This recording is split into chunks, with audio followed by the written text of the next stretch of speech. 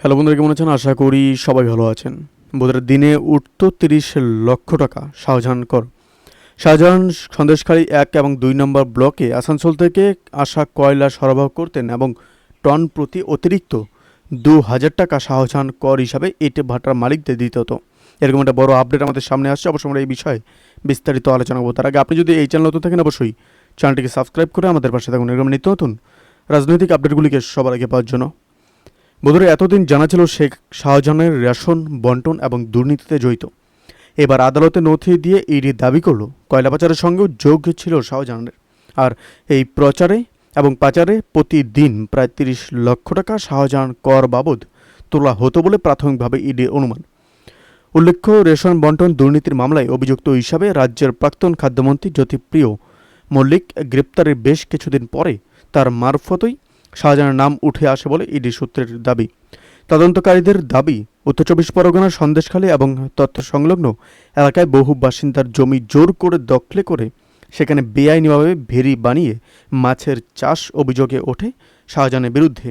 অভিযোগ, সেই মাছ চাষে আড়ালে কালো টাকা সাদা করতেন সন্দেশখালীর অবিসংবেদিত নেতা শাহজাহান। আপাতত জেলে আছেন তিনি, কিন্তু কয়লা পাচারের সঙ্গেও যে তার হাত রয়েছে তা এতদিন জনসমক্ষে আসেনি বলেই ইডি সূত্রের দাবি।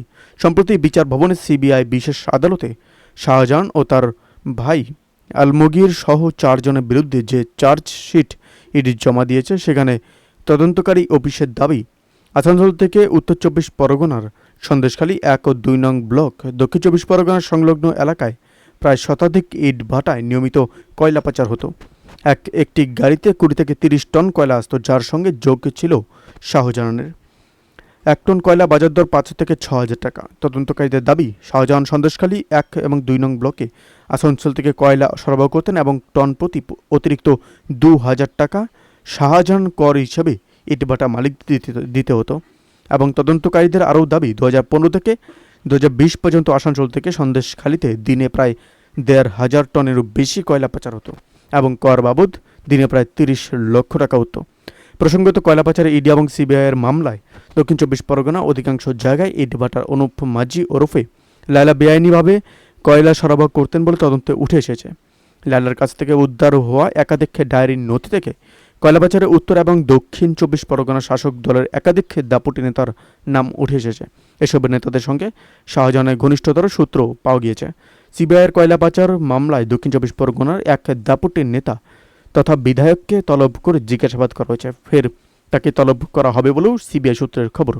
বন্ধুরা, আপডেট প্রসঙ্গে আপনাদের কি মতামত অবশ্যই আমাদের কমেন্ট করে জানাতে বলবেন না। ভালো থাকুন, সুস্থ থাকুন, ধন্যবাদ। দেখা হচ্ছে নতুন একটি ভিডিওতে।